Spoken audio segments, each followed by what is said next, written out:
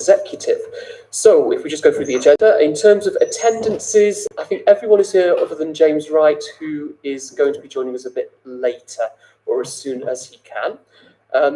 If we go to item 2, which is declarations of interest, which I've received none. So if anyone wishes to declare anything, do so now. That's a no.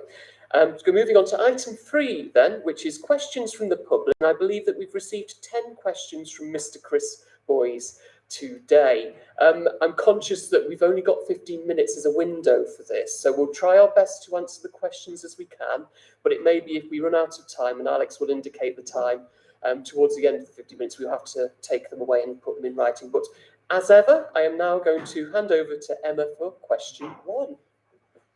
Thank you, Chair. The first question is in relation to item number 6, relating to the music service and the Claremont Centre.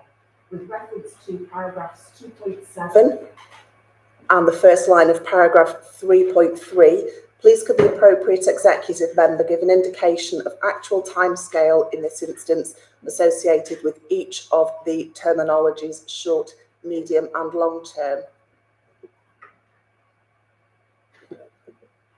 Just to clarify, was that on? Yeah, these questions came in quite at the sort of last minute, really. So there's been a lot of pressure on officers today to pull the answers together. I've received answers to them in a number of emails today, so bear with me as I go through. And some of the answers are quite short. And if further information is required, I'm happy to provide it. An answer to that question: we would only invest in the building if Trafford Music Service are going to remain in situ for a period of 5 years. This is the short and medium term horizon. We would then look at a long-term solution beyond this, which would be subject to business case and funding. Okay, thank you for that. So move on to question 2. Thank you. The remainder of the questions relate to the Salemore and Hale Place plans. So with reference to page 24 of the agenda pack and the first bullet point of paragraph 4.5, please could you advise the date, time, invitees and attendance of the ward member briefing? In response, 16th of September 22 was we held a ward member briefing in person at Trafford Town Hall. 20th of April 2023 we had an online session with ward members, and the 12th of September 2023 we had online briefing. Yeah, that's my answer.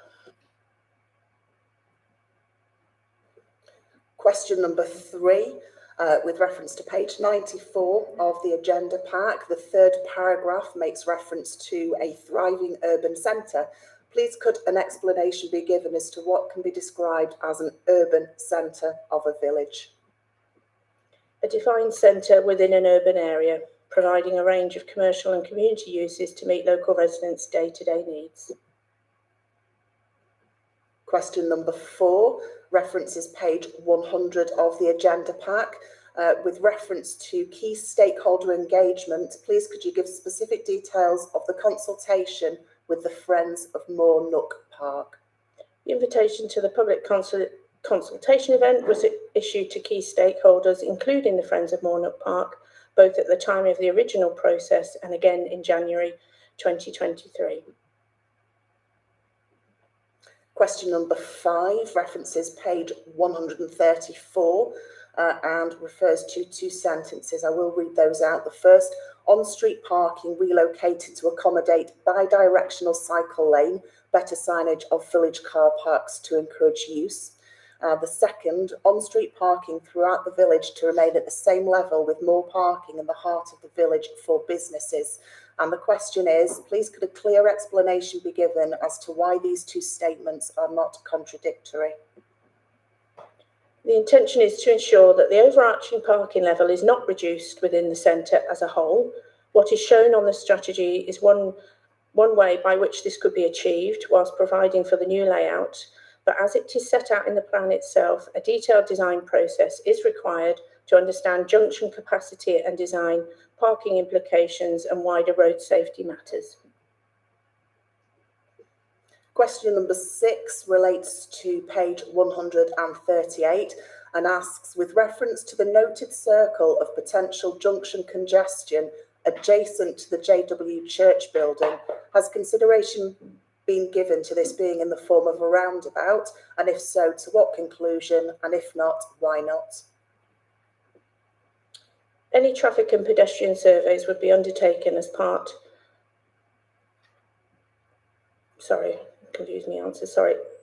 Any traffic and pedestrian surveys would be undertaken as part of further stages in being able to deliver elements of the plan, which would be subject to external funding, i.e. part of the detailed design stages. Question 7. Please could there be a comment as to whether consideration has been given to the installation of a light-controlled pedestrian crossing at the junction of Northenden Road / Hampson Street, far better to control the flow of traffic than at present with a simple zebra crossing?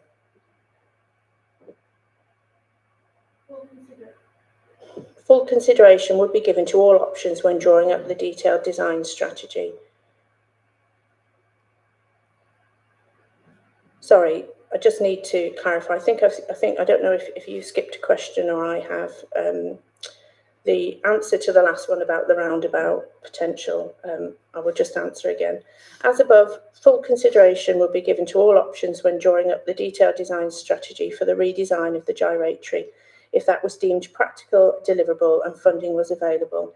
If a roundabout was considered to be a suitable solution for this part of the highways network, taking account of safety and wider design matters, then this could be included as part of the final design option.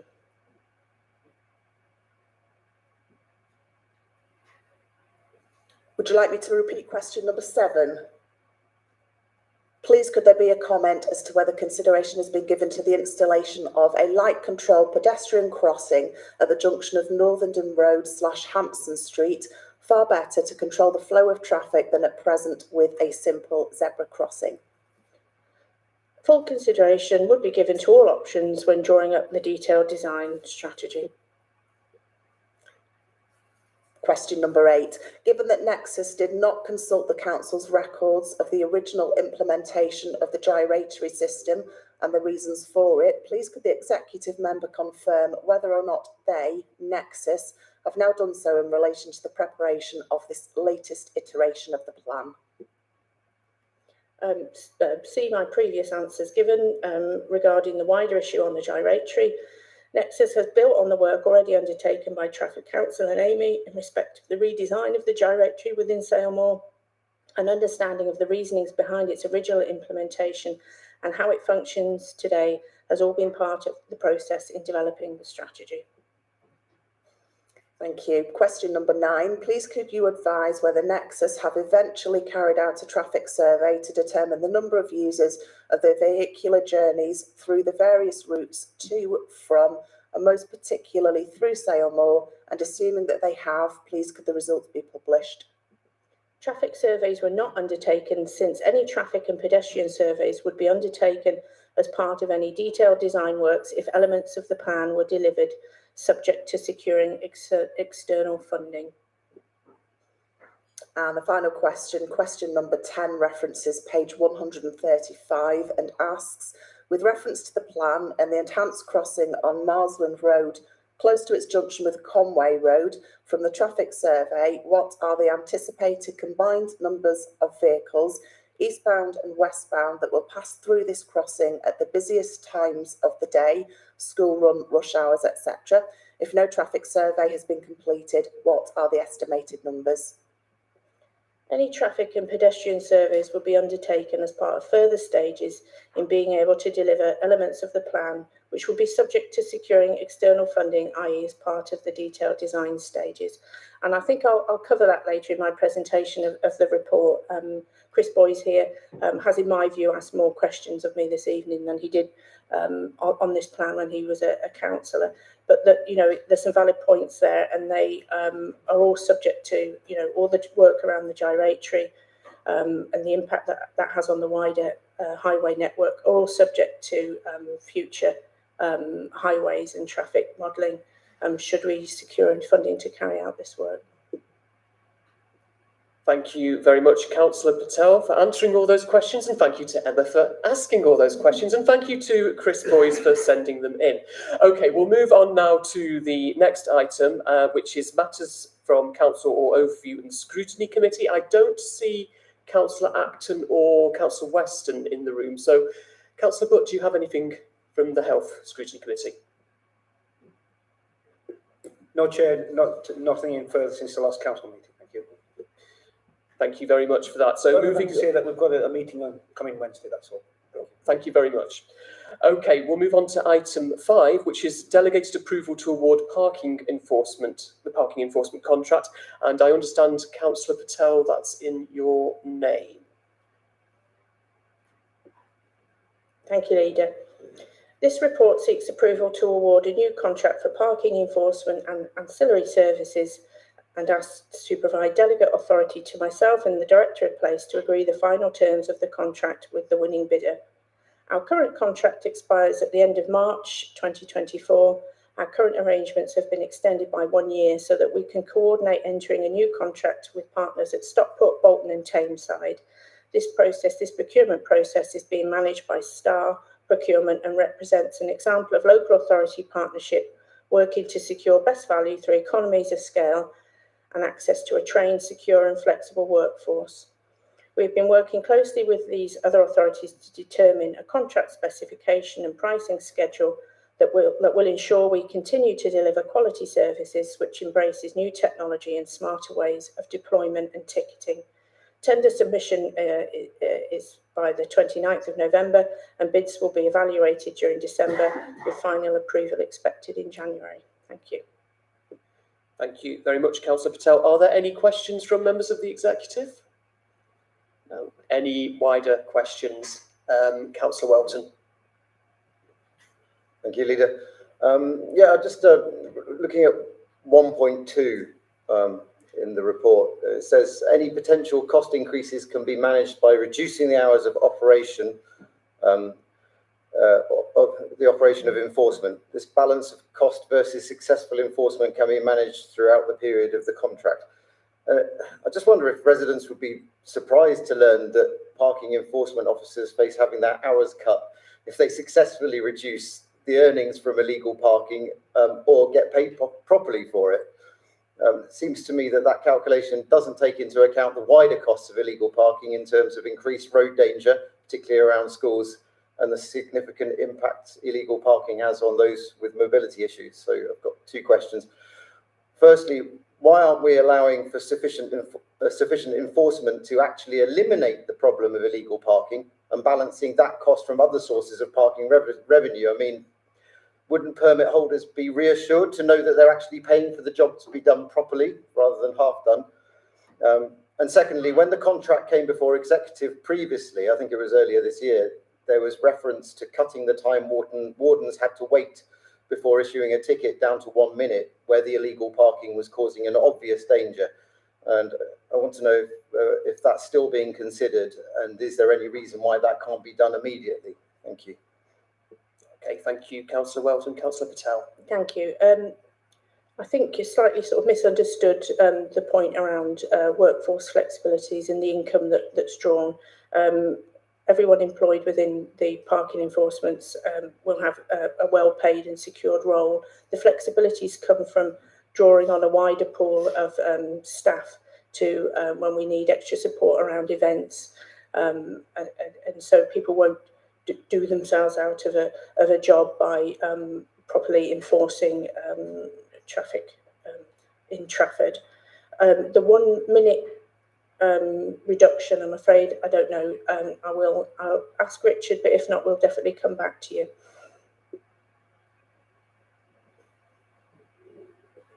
Yeah, we'll come back to that's a policy choice for the executive, quite clearly, which was discussed previously. At the moment, we're focusing on the award of the contract. Things like time limits and that can be amended within the contract. That's a policy choice for the council to make.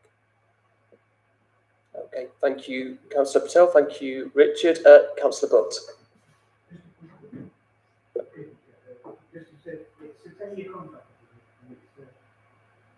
Sorry, Councillor Butt, the light's gone out on the...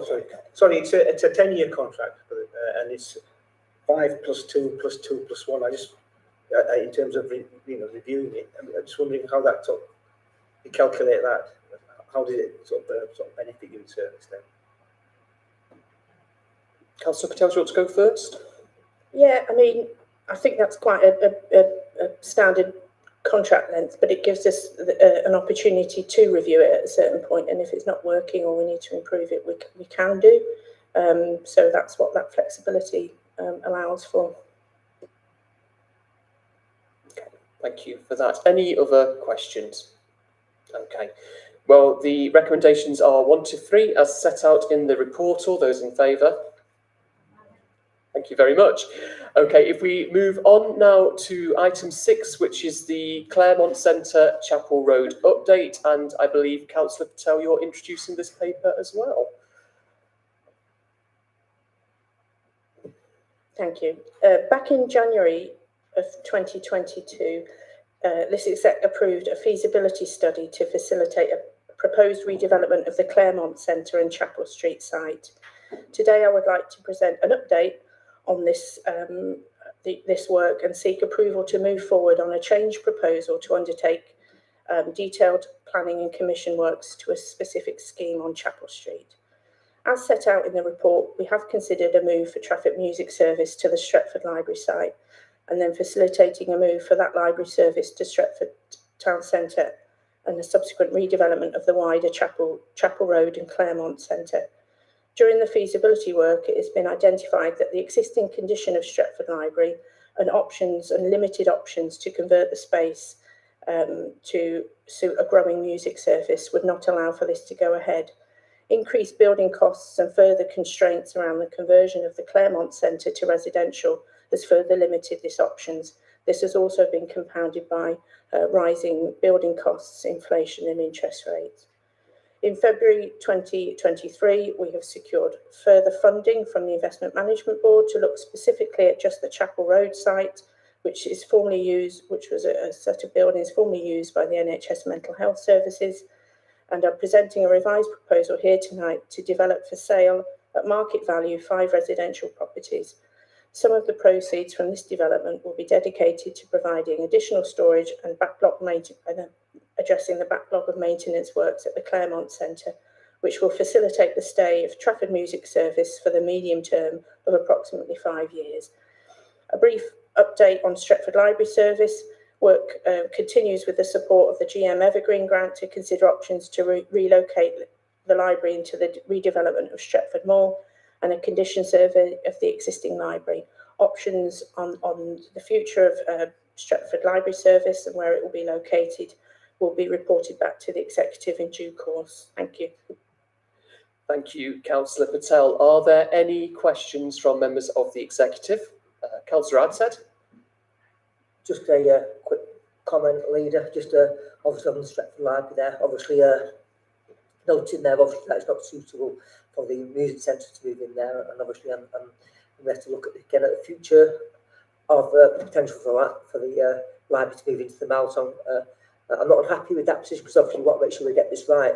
I do know in places like Altrincham and Urmston where a library has moved into the town centre area, it's proved very, very successful there. So I think it's certainly an option that we need to keep certainly in our minds at this point anyway, and obviously we'll look at the options in due course there. But I generally welcome the report. I think it's a lot of information there, and obviously there's a lot more to come, and I look forward to seeing a future report on actual proposals around this. Thank you. Thank you, Councillor Adshead. I concur with you regarding Stretford Library. We need to make sure, and I see Councillor Slater's also nodding as well, we need to make sure we get the proposition right where it's worked in Altrincham. We'd love to see something similar in Stretford, and likewise we need to make sure we get the proposition in the long term for the music service right as well, which is obviously very important to this administration. Are there any other questions from the executive? Okay, I'll go to Councillor Evans then. Thank you, Chair. I've got probably 3, possibly 4 questions. So just confirmation really on what short to medium term. I think the executive member in answering one of ex-Councillor Boyce's questions that suggests 5 years. How much of the funding from the sale of the buildings, the new houses, is likely to go into the building of Claremont Centre, it's definitely recognised that it needs some work. And if 5 years could be extended to at best 25 years, but considerably longer, Trafford Music Service might be in a better position in the same way that football clubs might be in a better. I do appreciate you have to perhaps change the structure of it, but it could seek outside funding. It has been particularly successful. The waiting, and I know from residents, the waiting list is horrendous. And actually the Claremont Centre is an ideal location. Sale is an ideal location, equidistant from Stretford and the north of the borough, and equidistant from my ward. So could some consideration be given to the extension beyond 5 years? And actually we've been looking for a place for 10 years now, and we can't find one. So, you know, we've not got a bad location there. I know it has its constraints, but with some investment, maybe we could solve that problem. And then I suppose that leads on to, why is it an unsuitable location, which is in the report. It suggested it is an unsuitable location. Thank you. Okay, thank you very much, Councillor Evans. If I go to Liz first, then I might defer to Sarah and possibly Richard as well, because it touches different directorates. So, Councillor Patel first. Yeah, I mean, as identified before, 5 years is the sort of short to medium term we see there. I haven't got the actual figures in front of me, but if we're building 5 houses, I think the value, the return of one of those will be reinvested into the Claremont Centre for storage works preliminary, but there are some a backlog of maintenance there. When we consider the future location of the music service, which is growing and could grow even more, which is why we initially considered the Stretford Library site to grow that financial base of the service. And we certainly would be interested in, exploring external funding for that. And it might be that, in 5 years' time, we're in a position to invest what's needed into the Claremont Centre to make it, a long-term prospect. But, it's a Victorian building, which is restricted in planning terms. And if you've ever seen what they need to store in terms of the musical instruments, you'll understand that actually it might just be a question of space. But it's not off the cards. It's just something that perhaps we will explore moving forward. But I don't know if anyone wants to add to that. Thank you, Councillor Patel. Councillor Hines. Actually, Councillor Patel made the point that I was going to make. I think the important thing to stress here as well is our commitment to the music service as well, and making sure that they are in the right facility for them. And as Councillor Patel has said, in 5 years' time, we might be in a position to invest what is needed on that site, or we might be in a position to look for somewhere else. But the commitment absolutely is there to the music service. Lovely. I should remind people, because I've not done this, that there is a part 2 item to this as well. So I think people have skillfully acknowledged that themselves so far. Now, if I go to Councillor Welton for the next question. Thank you. I think the concern that's been expressed to me by the music service is that and it was referred to by Councillor Evans, is going to be the problem of getting grant funding in the short to medium term, because they don't have a long lease, and particularly for the friends of the music service, obviously sort of the charitable arm of it, I guess, they will be constrained in what they can do and who they can get funding from if we don't have that continuity. They seem to think that the music service is, that they would like to try and want to create a future there. I understand that there are limitations, in terms of where the waiting list may be partly constrained by the room size, but there is the potential to put on activities, some of the activities elsewhere, presumably. We have other buildings in the area that belong to the council that could be used perhaps. So I don't really understand why we couldn't kind of go in for a long lease now, and then, does that lease have to be stuck to in the long term? If we do find another option in 5 or 10 years' time, but why can't we give a long lease now, so that they have at least some security and can actually make the grant applications that they want to? Thank you for those questions, Councillor Welton. Councillor Patel, should I go to you first? Yeah, I mean, it would just be to sort of, my comment would be to reassure that we are, you know, committed to the music service and supporting it and having it grow. You know, there has been some questions over the Claremont Centre, which probably leads back to why there isn't that lease arrangement in place. But I would welcome if Richard has any background on that. I think, as Councillor Evans said, we've been looking for a solution for Trafford Music Service for 10 years. The move into the Claremont Centre, I can't remember how many years ago, it was an interim solution at that point, pending finding somewhere that was suitable in terms of size, parking, facilities for concerts, storage for equipment and everything else. So I think what we're saying now is we want to deal with the immediate issues that we need to do with the condition of the building at the Claremont Centre. There are works that needs to be done. This is a way that we raise some finance in order for us to do that. If there's funding pots out there that we can secure that meets the needs of the music service and the council, then there's absolutely no doubt that we can look at a longer lease. We're not ruling that out. I think it's been made clear both by Councillor Patel, the leader, and the deputy leader. It is, let's deal with the immediate issues that we need to do there in terms of the property condition. We looked at Stretford Library, we've looked at doing new builds, we've looked at various options over the last 10 years. If the Claremont Centre is the right answer, then I think there is a commitment to that. We just want to make sure that it is the right answer. Thank you, Richard. Were there any other questions? Councillor Butt. Just regarding the proposed disposal for Chapel Road, which is for the scheme for the 5 houses, is there any way they confirm there's going to be any kind of precondition or that can be applied that provide for any kind of affordable housing element? Is there an affordable housing element within that scheme or not? Councillor Patel, do you want to answer that? There is no provision for affordable housing within this scheme. The 5 properties will be sold at market value. Okay, well, I see no other questions. So the recommendations are 1 to 5 as set out in the report. All those in favour? Thank you very much. And moving on, and this is still with Councillor Patel, and this is the Sale Moor and Hale Place plans. Councillor Patel, if you want to introduce this paper. Thank you. I'm delighted this evening to be presenting place plans for Hale and Sale Moor Village.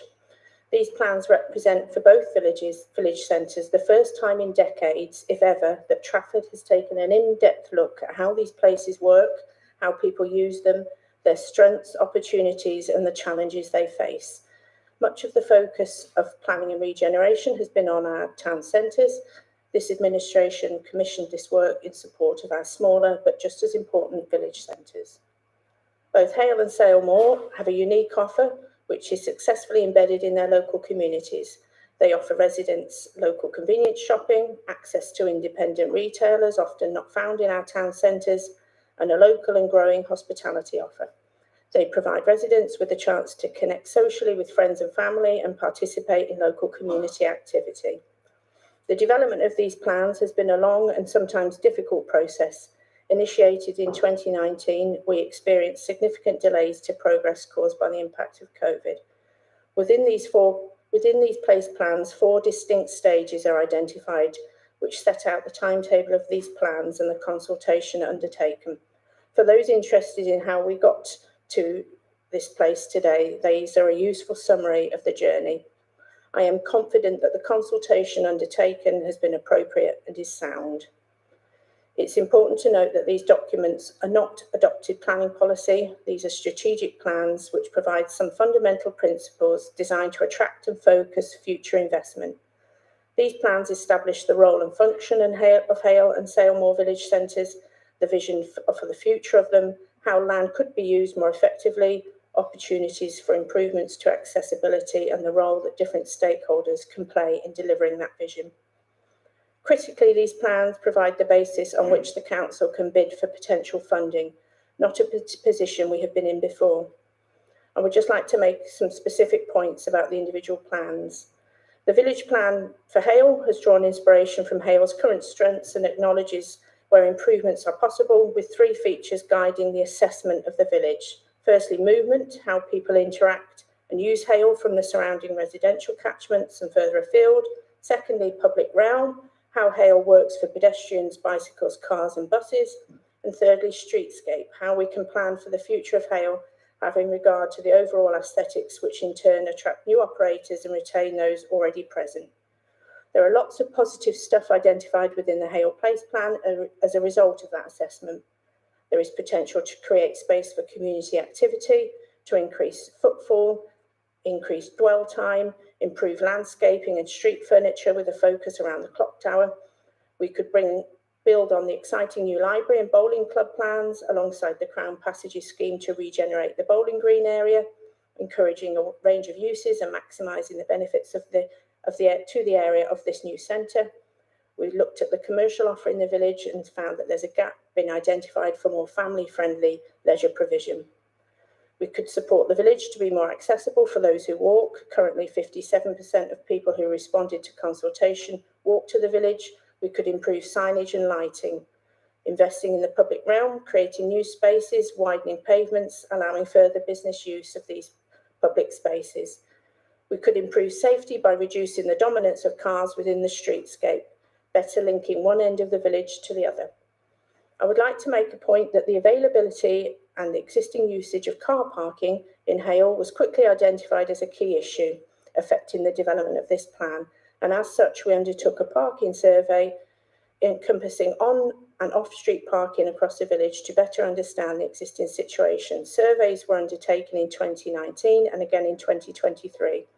The findings of this survey are reported upon in the WSP, that's the traffic consultant's technical note provided as an appendix to the place plan. The results from this survey demonstrate that even at peak hours on a Thursday and Friday, over 30% of the surveyed parking stock was available. It is accepted that the majority of this availability lies away from the locations directly in the centre, which are those popular locations for parking. However, the areas surveyed all lie within around 500 metres of the centre of the village, and as such it is still considered possible to park in these areas and walk to the village centre for most people. To Sale Moor. Sale Moor residents are very proud of their village, and it has a unique character, history and identity, serving a significant walk-in local community. It's home to some anchor independent retailers that have operated for decades. 61% of the latest survey respondents arrive on foot, though the village is dominated by highways and vehicular movement, serving in effect as a busy route to the M60. As with Hale, this Sale Moor Village Place Plan has drawn on Sale Moor's current strengths and acknowledges where improvements are possible, again looking at 3 features of the village. Firstly, movement, how people interact and use Sale Moor and the surrounding residential catchments. Public realm, how Sale Moor works for pedestrians, bicycles, cars and buses, and how these linked with the gyratory system within the village. And streetscapes, how we plan for the future of Sale Moor, having regard to overall aesthetics, which in turn attracts new operators and retain those already present. We've got some key findings and opportunities that were identified as a result of this study. Significant opportunities could result from the slowing down of traffic, improvement of pedestrian safety and access, and removing road barriers which look unsightly and disconnect drivers from their responsibilities to other road users. Sale Moor Village Centre has a relatively limited leisure offer, although that's changing, and there is an opportunity to improve and diversify the village centre offer and increase footfall to the centre both in the day and in the evening. Widening pavements and reducing vehicle speed and noise will support the extension of this business activity. There is an opportunity to develop modern business and retail space and improve the frontages of new and existing businesses, encouraging independent retailers to stay and start up. We could improve public realm by upgrading signage and removing street clutter and invest in street furniture and landscaping. This will help support community activity and enhance shopper experience and dwell time, and help improve the image and marketing of the village as a destination. Significant remodelling of the gyratory has been presented in the place plan to reduce the impact of heavy traffic flow through the village centre. Whilst the majority of respondents to this consultation were supportive of the changes proposed, This has presented genuine questions relating to the impact of these changes on existing and new junctions, which were not answered through this master planning work. It is acknowledged that this would require further detailed highways and traffic modelling. Both plans contain potential next steps, a useful breakdown of the potential way forward within their plans, noting that there is no immediate funding available to apply for. These next steps include commitments to monitoring the vitality of the village centres to possible public realm projects. It is evident that this piece of work has raised the profile of Hale and Sale Moor and given us a real direction in terms of investment. For those who have questions or concerns about specific proposals, please note that this decision tonight does not mark a start on site. Future interventions are dependent on securing outside investment and will be subject to further public consultation within future plan making or planning applications. I acknowledge that some residents and businesses have found some aspects of the plans challenging. The move from car-dominated spaces to one which still retains on-street parking but at a reduced level is a new approach. These more centralised parking arrangements allow for these significant public realm improvements to take place, and there is plenty of evidence that where this has been done elsewhere, business centres have thrived. And using those examples, if and when funding becomes available, I am sure we can take people with us. I think what's presented here tonight is a really positive take on the future of Hale and Sale Moor, and one which balances residents' needs and business ambition. Thank you. Thank you very much, Councillor Patel, for a comprehensive walk through the papers there. I'm really pleased to see the place plans come to us this evening. I think it provides a framework for both those areas. As someone who lived in Sale Moor for almost 7 years, going back a few years now, it's good to see some attention being set for that area. It is a bustling place, and there's a lot more potential there for us. Things like place plans provide that framework, as you say, for future investment and improvements to the area. These, as the report says, are not inflexible or prescriptive. They are there to try and keep these two key villages in Trafford thriving. So I very much welcome this. Are there any questions or comments from the executive? Councillor Williams. Thank you, Chair. I just briefly wanted to comment to welcome these place plans coming to executive this evening. I grew up in Altrincham, spending the first few years of my life in Hale. And when I go back now to the south of the Borough to see my family, I'm just so struck at how successful the regeneration of Altringham's been. But I think as part of that, what we don't want to happen is that Hale gets forgotten about or isn't considered as important a part of Altrincham as it is. I can't speak with as much authority as you about Sale Moor, but I know that Sale Moor enjoy in Councillor Patel, the very first advocate indeed. The only other thing I wanted to reflect upon is that these place plans don't exist in isolation.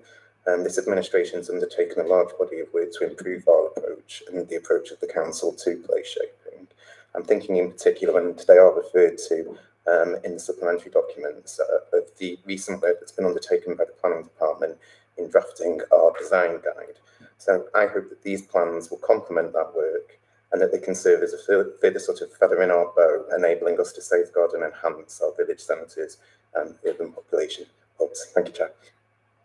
Thank you very much. Councillor Radshead. Just very briefly, Leader, and say obviously I'd like to welcome these. I can't say I know them as much as many members around the room, but I have been to both Hale and love to frequent Sale Moor a little bit more as well. And I think it's the quirky nature of these small village centres, which have a completely different feel to the town centres. I live in a town centre, and they're completely different. Where you've got big names, you've got more open shops. I think as Councillor Patel outlined there, and it's the way the town centre developed over these little villages have developed over the years, and it's the oldie feel to a lot of these places as well. It gives it a much more personal nature than the town centres, which are big and brash. And I think something like this, it's important to actually keep those small retailers there. And actually quite welcome this investment. I think it's whilst over the last several years we've been looking at a lot of investment in our town centres, I think the time is definitely right now to look at the small village centres like these, because obviously they're the viability of many of their local communities. So I welcome the report. Thank you, Leader. Yeah, absolutely. It's about sustaining the viability of our villages like Hale and Sale Moor. Okay, are there any further questions from outside the executive? Councillor Evans. Thank you, Chair. I've not got an awful lot of comments on the place plans, and one of the reasons I've not got too many comments on the place plans, I was led to believe at the consultation in January that this was going back out once, and effectively the January consultation was not actually the consultation, it was effectively reigniting it. I remember feeding back to, I guess, Nexus, can't remember the lady's name, comments in general, but was met with, well, it's not too important now because we will be coming back to this. Clearly, we aren't. And the executive member did complain about Councillor Boyce's questions being late coming in. This is a massive report that was late coming in, and the inclusion of these two place plans is a surprise to everybody. Now, it's not just me that has said we were expecting, certainly the Hale. Well, actually, I've got a letter with respect to Sale Moor. Oh, clearly, it's less of my area, to be frank. Residents in general were expecting to come back to this and look at it. We've got resident parking coming in on 36th Street anytime soon. That's going to affect the whole. You've got some traffic service, but it certainly can't be included in it. So really, it's not so much the content of the plans, but actually the expectation of the residents and the stakeholders that why we're here today. Okay, Councillor Patel. We set out a detailed timetable of consultation, and I simply don't recognise that that in January we committed to further public consultation events. That was never the case. The online consultation process remained open past that latest public consultation event. And as a sort of a meaningful impact of that, the place plans have changed. So I know that in Hale, they made changes. They retained pedestrian crossings. They changed the layout around the clock tower. We changed proposals to the bowling green, and we renewed the parking survey that we were using. And yes, circumstances will always change, and the residents' parking that's come in will have to be reviewed should we go ahead with any of this work, the impact of that. But no further commitments were made to hold or host public consultation events. I know that we've had a flurry of contact from the civic society, and I know that the Federation of Small Businesses. In relation to that, I am, as I said at the outset, confident that we have conducted a fair and transparent consultation process.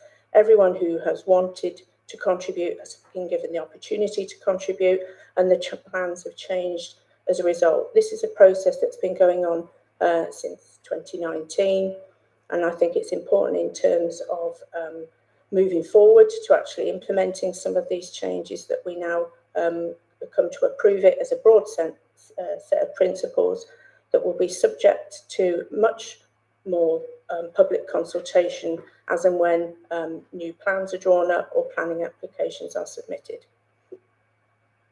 Thank you, Councillor Patel. Councillor Lester.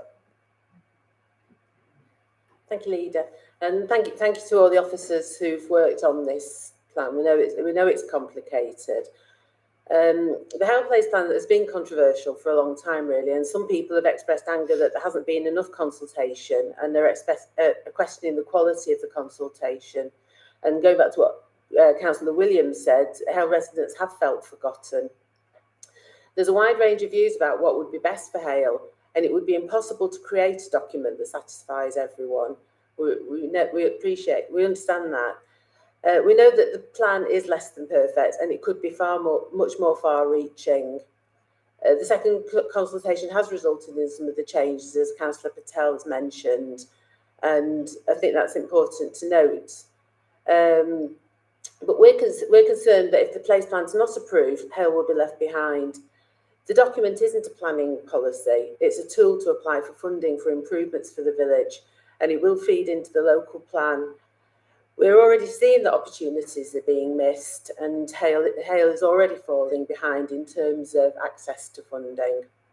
But can you demonstrate, you've referred to this slightly already, but can you demonstrate that a satisfactory level of consultation has taken place? And can you guarantee that going forwards there will be consultation and community involvement at every step of the way for the proposed development, ensuring that the plans are the best that they can be, and also that the plan's not set in stone and can change going forwards? Thank you, Councillor Lester. Councillor Patel. Thank you, Councillor Lester. I would like to echo the thanks to officers and to Nexus Planning who have undertaken this. It is a complex piece of work through which there are many different opinions to draw together. We sit to the point on Hale residents, they're certainly not forgotten, and Hale, this is an evidence of that. Hale Village Centre is important to us, as other village centres are. I know you've got a new library within the village and a new community centre, a refurbished, or it's on its way, leisure centre within very close proximity. Residents benefit from investment into your parks and roads, like many Trafford residents. The consultation is set out within the place plans. I said that it's broken down into 4 different stages. I'm happy to provide more detailed information on that if required, if that's not enough to explain the extensive consultation. We sought views from residents, from businesses. I know that every single business in Hale and Salemore Village were hand-delivered in this latest round earlier this year a letter explaining the proposals and inviting their comment. That many of them chose not to comment. This is the businesses. What can you read into that? That they're happy with proposals, that they're okay with them, or they're not happy with proposals. You were given an opportunity to make your views known. Nothing is ever set in stone.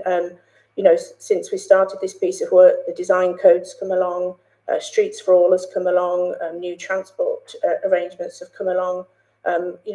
We work within an ever-changing environment. But one thing is for certain, in both those village centres, that there is a sort of perhaps a difference between how residents and businesses feel about on-street parking and the need for it. And I think we need to, moving forward, make sure that we try and bridge that gap and not try and exploit it. Businesses require the confidence to know that investment into the public realm and giving people an opportunity to walk more safely and stay longer in a village centre is a benefit to them as a business, and that's evidenced in many places where this type of work has been undertaken. So nothing is set in stone, and everything that comes forward will require a future public consultation. So perhaps to Councillor Evanson's point before, that's what the future consultation commitment was. It wasn't through this process necessarily. It was as and when these sort of projects come forward out of it. Thank you, Councillor Patel. Councillor Lepori. Thank you, Leader. We welcome both of these plans, and I welcome Councillor Adsed's comments about small village centres. We would like to know when Timperley is going to have its own plan drawn up. We know that there are huge financial challenges facing Trafford, and we know that regeneration is hard to fund in the current landscape. But we note the interesting change in rhetoric from the government, who use conferences and start talking about levelling up small towns, villages. We want to see plans drawn up for Timperley that look at maximising the potential of the village centre as a destination. So that should a future government decide to make town centre, village centre regen funding available, Timperley has a plan ready and waiting. Very pleased to see local plans start to come to fruition across the borough, but Timperley deserves a fair deal too. Thank you. Thank you, Councillor Lepori. Councillor Patel. Yeah, you're right to advocate for Timperley. There isn't currently any levelling up monies available to direct at our village centres.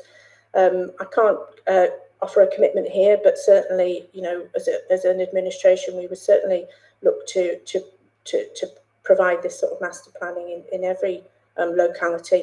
I know that councillors in Ashton have been asking the same thing, so perhaps that is the next stage, but perhaps we'll do them separately and not join up Ashton and Timperley in one piece of work. Thank you, Councillor Patel. And as a former resident of Timpley as well, I also value the importance of Timpley as well as Sale Moor and Hale, of course, so I've not lived there. Councillor Sutton, did you indicate you wanted to ask a question? Yes, thank you. Just echoing the thanks to the officers involved, but also wanted to acknowledge all of the other people who contributed to this plan, including all of the stakeholder input, resident input, and that of previous councillors because of the length of time this has been underway. I came to it relatively recently in an official capacity, but I've been well aware of what's been happening since all the way since 2019, and pleased that there is now some progress in sight. Plans such as this will never find full agreement between everybody. It's safe to say that if I was drawing this up unilaterally, it would look quite different. But there has been so much input from all different viewpoints. It definitely is time to move forward. I wanted to give credit to Nexus staff as well, who, after I was elected in May, I found to be very approachable and open when it came to discussing the plans and the backgrounds to how they've been developed. For Hale Village to thrive, it needs people out on the street and in shops and restaurants and other businesses, not inside vehicles. The listed carbon reduction benefit of reduced vehicle reliance, and also in Councillor Patel's introduction, the general aim of reducing vehicle dominance, doesn't really marry up with aspects of the place plans, such as no real aim to reduce or eliminate the volume of traffic using Ashgrove Road as a through route. Nor does the retention of the existing overall number of parking spaces make much sense against this desire to reduce vehicle dominance. Or against the data which shows parking spaces sit unused for large periods of time, and that the majority of people accessing the village already do not travel by car. So I'd like to ask whether the council will commit to working with councillors and residents to develop short-term but important aspects of these plans, ones which are within the gift of a council under economic challenges. For example, 20-mile-an-hour limits on Ashley Road and surrounding streets, working collaboratively alongside residents and outside specialist organisations to improve accessibility, such as for people with impaired mobility, user mobility aids, and those with sensory disabilities. And particularly, bearing in mind that the council has adopted its Vision Zero target, what processes will be in place to ensure that all improvements to Hale Village are individually assessed for whether they will play a part in meeting that target? Thank you. Councillor Patel. Thank you for those comments, and again, thank you for your acknowledgement of the hard work of Nexus Planning and residents and stakeholders who've taken their time over two separate waves of consultation to make their views known.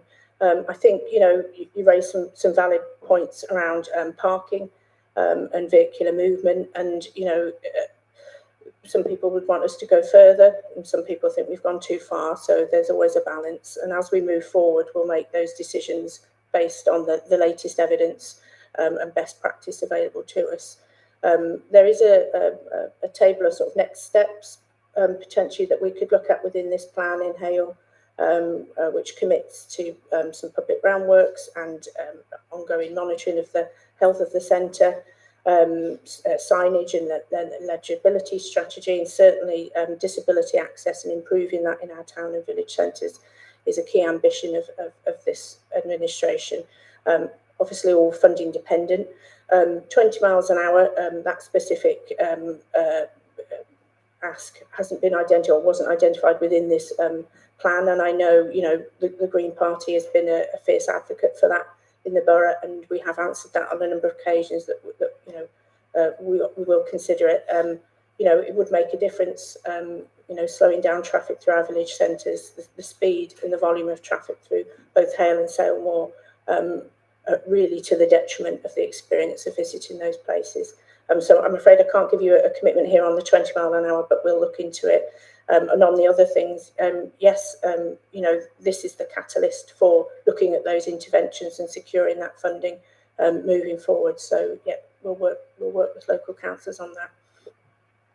Thank you very much, Councillor Patel. I don't see any other hands raised. So what we're looking at here are two high-level documents that provide vision for both Hale and for Sale Moor Village, and they can be used to guide future activities and potential funding bids. So I'm happy to ask you to approve.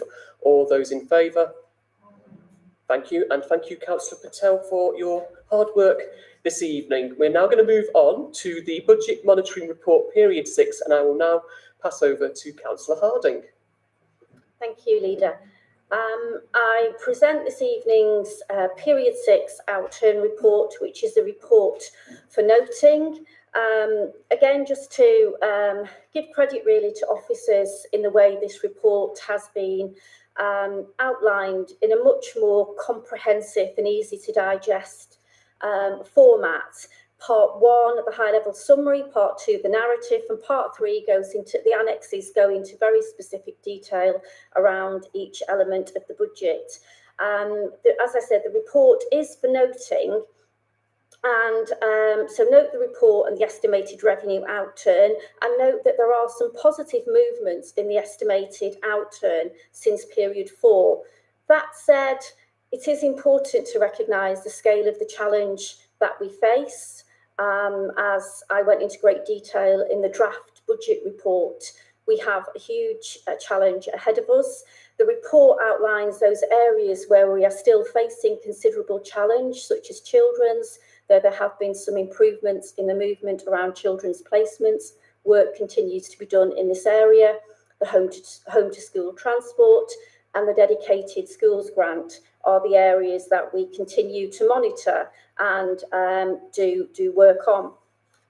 Just in the report, the recommendations are then note the report and the estimated revenue outturn position, note the update of the capital programme with a more detailed report coming in February, and note the positive movements.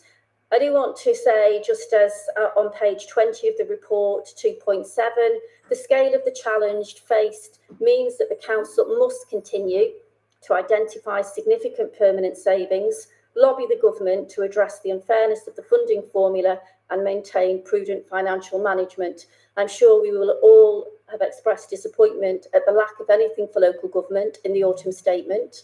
And we don't know what awaits us for the December settlement. So the report is for noting. Thank you to all the officers who continue to work really hard to make sure we manage the scale of the challenge. Thank you, Leader. Thank you, Councillor Harding. Indeed, it is a positive movement compared with period 4, but we are still noting an overspend of £500,000, and we must keep focus on bringing it into balance, as I know that you and officers are doing, because that will mean that it helps us in the situation next year. But having said that, I also note with disappointment the fact that local government social care were not mentioned as part of the autumn statement last week, and I know that several council leaders across the country are very concerned about the support that's not forthcoming so far from the government. Are there any questions from members of the executive? Any wider questions? Councillor Welton, first of all. Thanks. Just specifically on the lower than expected revenue from planning application fees. I was just wondering, is that because fewer applications are being made, or because we're struggling to process them? And do we know as yet what the impact is likely to be of being able to charge for the full cost of processing the applications that would seem to be outlined in the autumn statements? Thank you. Thank you, Councillor Welton. I'm going to defer to Richard on that one thing. Thank you, Councillor Harding. Thank you, Councillor Welton, for the question. The lower than expected level of planning fee income is because of the reduction in planning applications, in particular major planning applications, which is probably not to be surprised given some of the current economic uncertainty. We are working through the implications of the increase in planning fees, which will be coming in on the 6th of December. It will clearly, in part, be dependent on the number of applications that we get in future. Our assessment is at the moment it will cover some of the shortfall, but will not necessarily get us back to the budget position that we expected at the start of the year. But we will need to work that through the remainder of the year and into the next financial year. Thank you. Councillor Butt. Thank you, Chair. I've got 6 questions. I have to take them separately, or it might be easier if I take them separately. Yeah, separately is fine. Because it's financial. So, yeah. The first one is on council tax, para 174. I'm just asking what the value of the government grant was that covered the council tax support scheme, which cost the council, I think it was 340,000. Okay, Councillor Harding, Graham, do you want to take that first? Councillor Butt will get back to you with the response on that, if that's okay. Okay, thank you. Thank you. I've noted the question and I'll make sure you're emailed tomorrow. Okay, thank you. And page 175, there was a delay, obviously there's delayed opening of the Regent Road car park in Altrincham, which is reported to cost the council 229,000 in lost revenue. So can you tell us when it's likely to be opened, as it must be having a significant impact on the local economy of Altrincham and obviously on the council budget? Am I correct in saying Thank you, Councillor, but I think we've had this question before. It certainly sounds familiar. Rich. I was going to say, yes, I think Councillor Welton asked us 2 weeks ago, and I think the answer is the same. We are working with the developer of that car park in order to try and get the car park open as soon as we can. We don't have an estimated opening date at the moment. It's not entirely within our hands. I was under the impression he wasn't really all that bothered about opening because it stops the cars coming in. Anyway, page 30 is government grant. Services grant for the 23-24 received was 1.47 million June 23, 55k above the budget. Was that a block grant or was it against any specific needs? Which part of the report are you referring to here, Councillor Butt? Page 30. Page 30.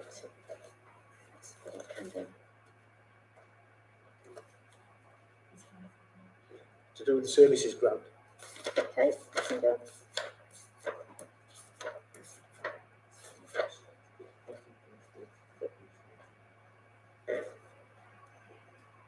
Government grants? Yeah.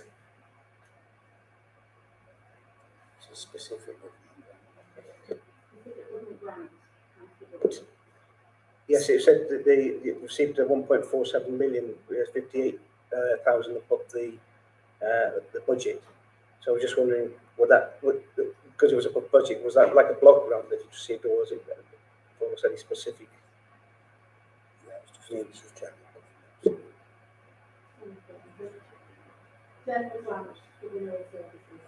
Right, okay. And on page 194, the risk reserve, on the risk reserve chart, risk reserve is down to 3.83 million because of costs of around 1.5 million against the town centre borrowing costs and the GMP site setup costs. Are these costs likely to be similar or more in the next financial year, 24-25? Are you looking at something of a similar kind of cost? Looking at projections over the next couple of years. Yeah. Yeah. Is that okay? Yeah, I'm just thinking, I'm just wondering that whether that cost was, you're going to get a similar kind of situation again in the next following year. Yeah, of course. Yeah. Graham, if you just put your mic on. I think the two town centre regeneration schemes at Stretford and Stamford Quarter, as you know, there's quite significant regeneration works which are impacting on some of the income that we're getting. So we probably anticipate that we are going to have a call off of that reserve over the period of regeneration. So it will go beyond this year certainly, but dependent on how long those works last for. Right, okay, that's fine. Okay, thank you, Councillor Butt. Councillor Lepori. Thank you. I'd just like to thank all the officers. I know it's really difficult at the moment. I'm on page 154 and adult demand. The underspend of 64,000 and the favourable movement of 494k. My question relates to the contingency fund, and this comes after no new money for social care from the budget or the autumn statement, and none expected. And noting from the last meeting the £1.4 million reduction in adult service funding for Trafford. Do we think we'll be able to maintain that contingency, or will that contingency be shrunk down in order to backfill some of that £1.4 million drop that we're having to fund or find something for? And as well, has the cost of the minimum wage and the living wage that's going up all been factored into that figure at the moment and in future figures? And when do we see that rolling out? Are we waiting till April 1st, or are we going to do it sooner? Thank you, Councillor Lepore. I'm going to take that in two parts. I am going to hand over to Nathan in a minute because that you specifically asked a question around adults.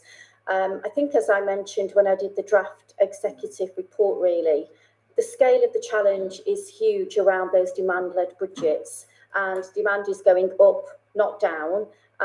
We do have contingency, obviously, because that allows us to make sure that we provide for the most vulnerable people in Trafford.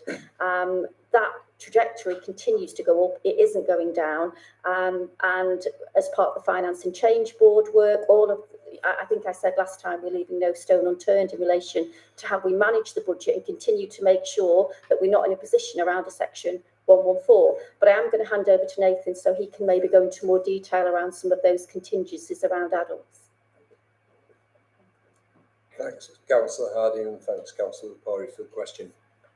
In terms of the contingency fund, obviously that's in place to mitigate against any volatility in the budget, and it is a volatile budget. You know, we have people coming in and out of adult social care, but when they do come in, it obviously comes at a cost.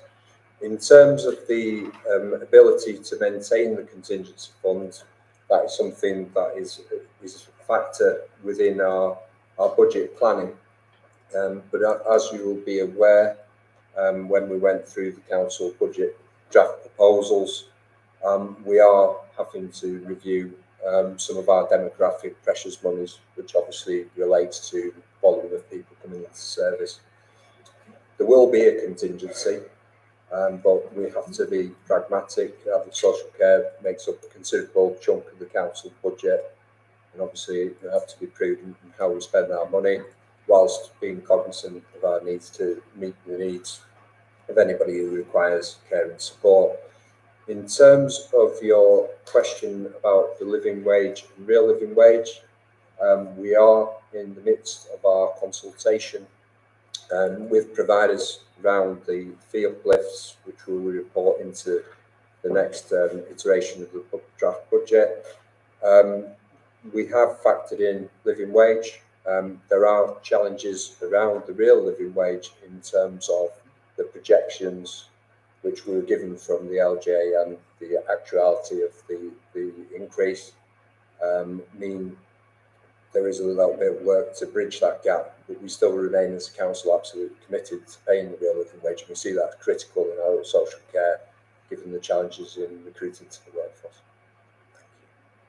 Thank you. And Councillor Evans, you indicated earlier. Thank you, Chair. It was two questions, but Councillor Welton helped with the first one on the planning. Page 18, page 166, whichever page you want to take, business rates. 1.8 million down, primarily from the Trafford Centre. Those stores are not open now. Is it unlikely to rush them through from January, February, March as it's the quiet time? Are we anticipating that again? I know we've moved 1.5 million over from the general reserve to there. Is that anticipated to continue into the next period? I think Richard is indicating he can respond, so I'll go to Richard. I can, in terms of availability of space at the Trafford Centre. The key one is that beware Marks and Spencer's either opened or is about to open in the former Debenhams space. That takes up a significant proportion of empty space, which will help both from business rates perspective on that unit, but also you would expect on business rates at that end of Trafford Centre, because of the footfall that it will bring down, you'd expect to see a benefit of that for businesses at the other end. We do speak to Trafford Centre on a regular basis. We meet with them quarterly. They share their plans with us, so we know that they are working plans on the space that Marks and Spencer's have vacated to move into Debenhams. So they're not going to let that sit empty, so they are working on plans there to re-let that space, and overall they are seeing their footfall increase year on year, which is all positive. Councillor Evans, did you? Right, thank you very much, Councillor Harding, and thank you as ever to our finance team led by Graham. And recommendations are set out as A to C in the report. All those in favour?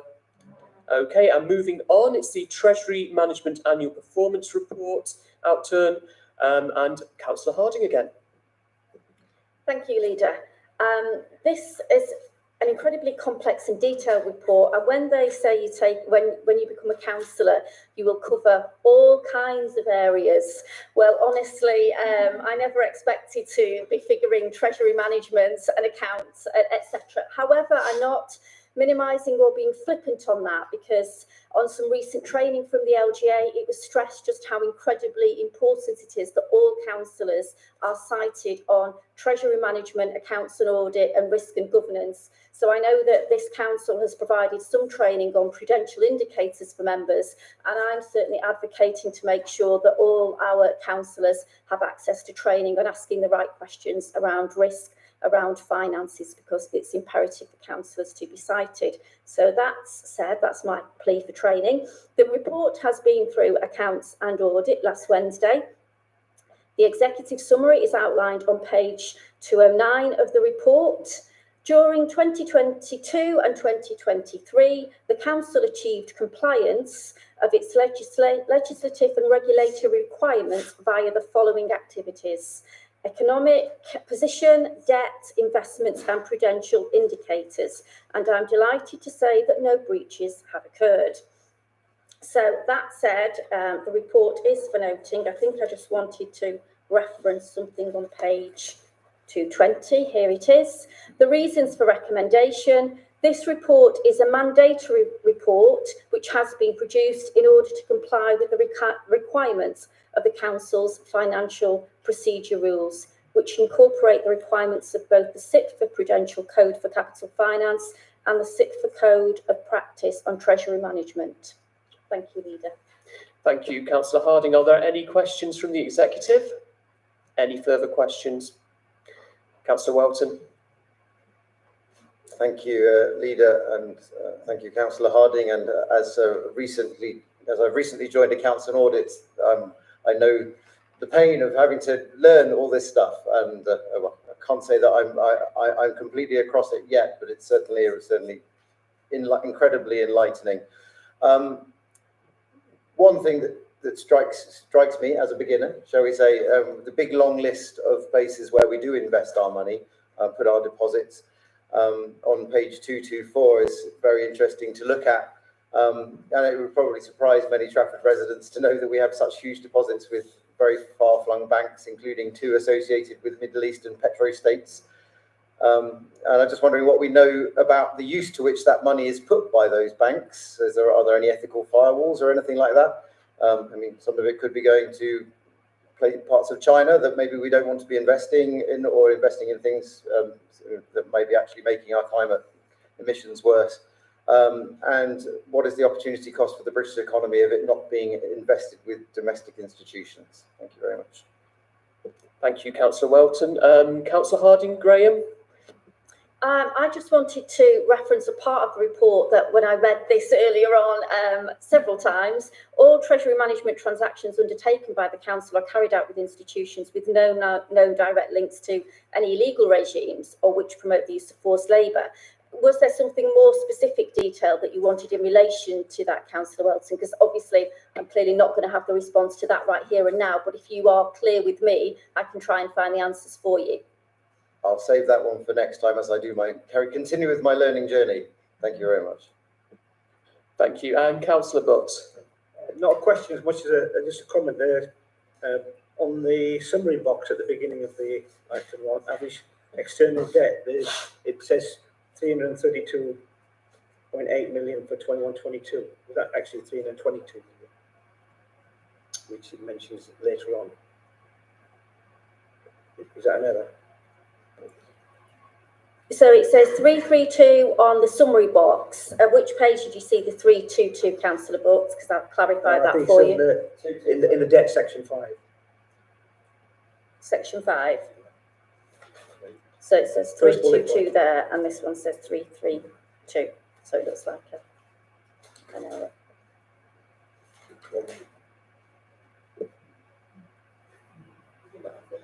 I think there's two different numbers there at play. I think the summary box refers, it does say average, doesn't it?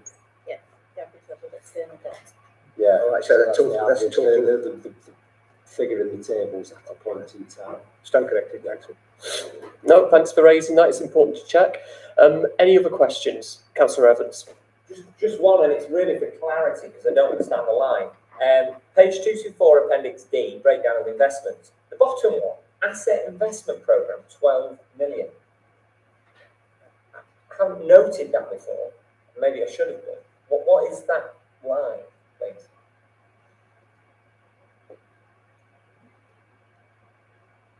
That line refers to a treasury investment we made, and it was a treasury investment associated with the Albert Estate in Manchester, which is part of the overall asset investment strategy portfolio, but we did it as a treasury investment at the time because it fit the criteria. Yep. Does that mean that the valuations within the the investment portfolio is, I can't find it now because I wasn't looking for it, is 12 million adrift? In that it seems an odd thing that we would, if it fitted the criteria, then clearly we can do it. It does seem odd to have the loan to the Albert Estate sitting within the investment portfolio, and yet the council outside the investment portfolio is loaning it money. It seems odd to do it that way. I think just to add to that, it's just the way we finance it. It's only one investment, but it's the way we categorised it. We've categorised that as a treasury investment, which is why I think there probably is a little bit of overlap, and that's what the difficulty is to some degree around some of the treasury investments. But we did go to council at the time to get approval to this investment through to class it as a treasury investment. Could I get the background on that, please? Clearly, it might not be the forum, but as a board member, I find that concerning. So, thank you. Yeah, we'll get you the background for that. That's absolutely fine. Okay, so this is for noting. I'm happy to note. Thank you very much. Okay, so we now move on to item 10, which is Council Tax Reduction Scheme, which I will introduce. So, as members will be aware, the council administers a council tax reduction scheme which provides support for Trafford residents on low incomes to help out with their council tax bills. Approximately 13,000 of our residents collectively benefit from £14 million of support. In January each year, the scheme is reviewed and ultimately agreed by the executive to coincide with the production of our annual council tax bills for the forthcoming financial year. Following the approval of this scheme for 23-24, a valuation tribunal made a decision on the 17th of March 2023 to determine that the council had not assessed a claim from a resident on universal credit with eligible childcare costs in accordance with strict wording of the scheme. On the basis of the valuation tribunal and subsequent wider review, it is accepted that claims made by all those in receipt of universal credit with eligible childcare costs should be reassessed in accordance with the strict wording of the scheme. A small number of claimants have been identified as being potentially being affected. We're looking at approximately 100 each year, and a letter will be sent to those claimants. Those who think they have been impacted will have the opportunity to apply for reassessment of their claim for the period since April 2017. We will write to all those claimants in receipt of universal credit with eligible childcare costs claims going back to the 2017-2018 financial year, where claimants were either assessed as being entitled to receive partial council tax support or where they were assessed as having a nil entitlement. We will be inviting applications for reassessments to be made by midday on Wednesday, the 28th of February 2024. I'm very happy to take questions now, but I'm conscious this is quite a technical paper, so it may not be possible for me to provide full answers today, but in which case we will make sure we get answers in writing to anyone who asks. So are there any questions from members of the executive, first of all? Any wider questions? Councillor Evans. Thank you, Chair. Two questions. One, clearly we rewrote this recently, and I guess we've rewritten this year on year for since 2014. So question one is it that it's morphed over time and ended up something that's unrecognisable, or was it originally wrong? And then on page 224, there seems to be, can't understand, it may cost 373,000 or it may cost 97,000. Do we have a handle on what it might actually cost? And does that include administration? Do we have an idea of what the administration might cost? So, thank you. Okay, on the first question, we're looking at a couple of words within the policy, and what the council or the Exchequer Services team have been doing is following a process with it year on year, but the wording was tightened up this year, and that is where this has become apparent, this situation. But we'll get you a full answer to that in due course as soon as we can. The second one, I think you're looking at the options. Could you remind me what page it was again, Councillor? 244. 244, thank you. Let me just go to 244. Yes, so we're looking at the options that the executive are looking to consider. So it would be either applying a flat rate to each in-scope claim, or undertaking an individual assessment of each in-scope claim. If you look into that particular area, the 6.4.3, and that area now, we believe it is possible to do the second option, the individual assessments, which we estimate at the moment that would be a cost of £97,000. And then the administration element? We will get back to you on that. Thank you. Sorry, Councillor Lapori. Yeah, I'm just, you stated 100, and you can go back to, and I'm looking on that page 14 with that 97. Is there... Apologies, your microphone. Sorry. Thank you. How do I word this? Do we expect this to go up year on year on year on year as a cost upwards, as we're having to pay out more to to these claimants? And with that, on back of your last answer, would it not seem more logical to just have a flat figure as opposed to having those administration costs to assess every single one if we're going to get more and more claimants year on year? Sorry, that was a bit confusing. No, that's fine. I will try and answer as best I can, but if we need to, we can get you a written response. In terms of this, we have assessed and we estimate the numbers that you see in that table in 6.4.5 will be the likely cohort of people on a yearly basis. So we anticipate that we will absorb that cost into future years. So what we're looking to do with this proposal is, for next year, carry forward the 23-24 policy that we adopted in January and came into effect on the 1st of April. But for the childcare element of it, maintain the policy that we had in place in 22-23. So in terms of the impact, our assessment at the moment is what you can see in the table there. You're looking at around 100 people extra a year.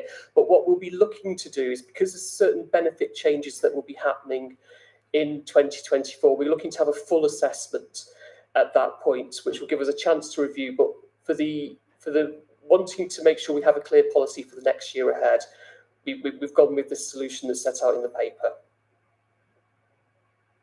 Yes. Thank you, I appreciate that. It's just come to mind, just counted that. Is it the 7 years we're looking at, is it statute of limitations that has allowed us to go back 7 years, not the actual facts? Yeah, we're following the statute of limitations with that. But if people come from outside of the scope to it, so if they have a claim from an early year, we can look at assessments on an individual basis. Okay, well, with that, there are no other questions. So recommendations 1 to 6 are set out in this report. All those in favour? Thank you very much. So if we move on to urgent business, of which I have one piece of urgent business, which is that this is indeed Alex's last executive with us.